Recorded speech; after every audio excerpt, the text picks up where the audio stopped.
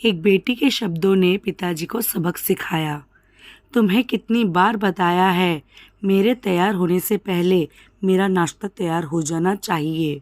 शादी के 20 सालों बाद भी मुझे तुम्हें क्यों बार बार एक ही बात बतानी पड़ती है माया? तुम्हें क्या है, तुम तो आराम से घर पर रहोगी, मुझे काम पर जाना पड़ता है। तुम हो कि हमेशा बेवकूफ़ों जैसी हरकत करती हो। अगर तुम यह जानबूझकर करती हो तो याद रखना, मुझसे बुरा कोई नहीं होगा। आज भी अजय का गुस्सा सर पर चढ़ा हुआ था। इन कटु शब्दों में अपना गुस्सा उतारते हुए, गीला तौलिया कुर्सी पर फेंकते हुए अजय गुस्से से माया की तरफ देखने लगा। माया के लिए उसका यह बेवजह का गुस्सा कोई नई बात नहीं थी। वह महीने में 3-4 बार ऐसे ही माया पर बरस पड़ता था। पहले पहले माया उसका विरोध किया करती थी, लेकिन जब कई सालों तक अजय में कोई बदलाव नहीं दिखा तो माया ने खुद को ही बदल दिया। अब अजय के कुछ भी कहने से माया को कोई फर्क नहीं पड़ता था। अजय की हर बात वो चुपचाप सिर नीचे झुकाए सुन लेती थी। शादी के पहले 5 साल तक माया ने पूरी कोशिश की थी कि अजय को बदला जाए, लेकिन फालतू का गुस्सा करना और बाद में माया को भला बुरा कहना, यह मानो जैसे उसकी आदत बन गई थी।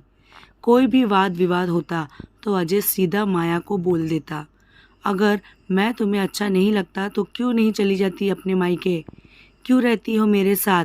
इतना सब कुछ होने के बावजूद माया अजय के साथ रहती थी क्योंकि उसे अपनी बेटी की फिक्र थी।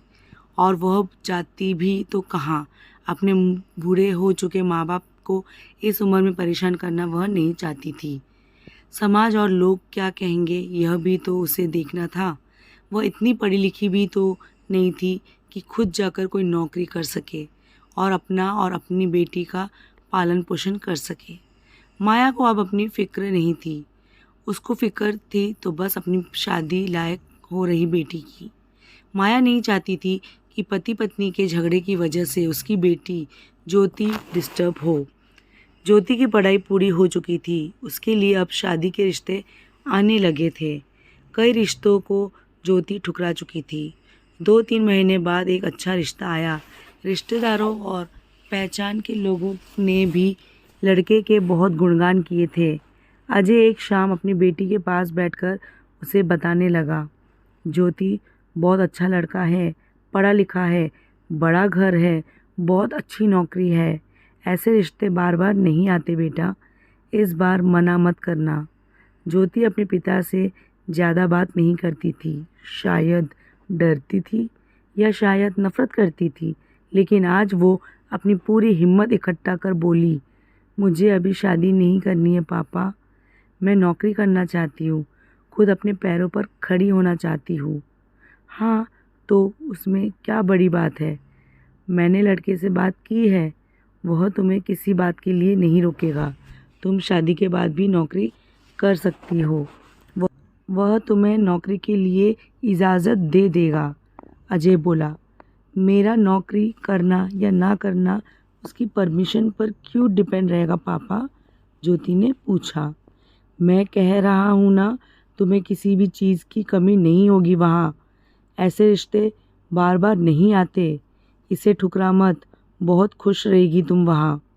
उसके पापा अजय बोले, पापा क्या मैं उतनी ही खुश रहूँगी जितनी मम्मी इस घर में खुश है?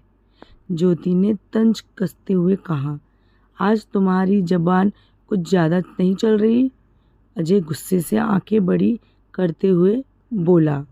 ज्योति ने अपने पापा का हाथ पकड़ा और बोली, पापा मुझे सिर्फ एक सवाल का जवाब दे दो, क्या आप चाहेंगे कि मेरा पति आपके जैसा हो? अगर आपका जवाब हाँ है तो कर दीजिए मेरा रिश्ता आज ही, और ना है तो मुझे आत्मनिर्भर बनने दीजिए। अजय कुछ भी ना बोल पाया और वहाँ से चुपचाप बाहर चला गया।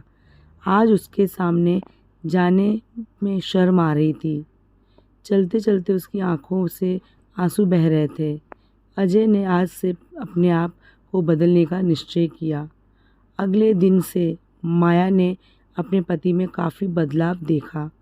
वह सोचने लगी कि जो हिम्मत ज्योति ने दिखाई वह हिम्मत अगर मैं पहले ही दिखा देती तो शायद आज परिस्थिति कुछ और होती। अब ज्योति पढ़ लिख कर अच्छी नौकरी करने लगी थी और 3 साल बाद उसके लिए एक अच्छा रिश्ता आया और उसकी विदाई पर अजय बोला, बेटा तू हमेशा खुश रहेगी क्योंकि तेरा पति तेरा बाप जैसा नहीं है। अजय की यह बात सुनकर माया और ज्योति की आंखों से आंसू बहने लगे। दोस्तों, हमारे समाज में औरतों को भले ही देवी का दर्जा दिया जाता है, लेकिन वह स्वतंत्रता नहीं दी जाती जो उन्हें देनी चाहिए। उन्हें बचपन से ही बताया जाता है कि वह पराया धन है। स्कूल से आने में देर हो जाए तो पिटाई मिलती है। मोबाइल पर बातें करते हुए दिख जाए या खिड़की से झांकते हुए दिख जाए तो शक किया जाता है। माँ बाप का घर तुम्हारा नहीं है, पति का घर ही तुम्हारा घर है। जीवन भर यह बातें बता बता कर उन्हें ससुराल भेज दिया जाता है और एक दिन किसी छोटे मोटे झगड़े में ससुराल वालों से उन्हें सुनना पड़ता है कि इस घर को छोड़ दो और मायके चली जाओ। अब आप ही बताओ दोस्तों, ऐसी स्त्रियों का सच्चा घर कौन सा? आखिरकार वह किस घर को अपना कहे? धन्यवाद दोस्तों।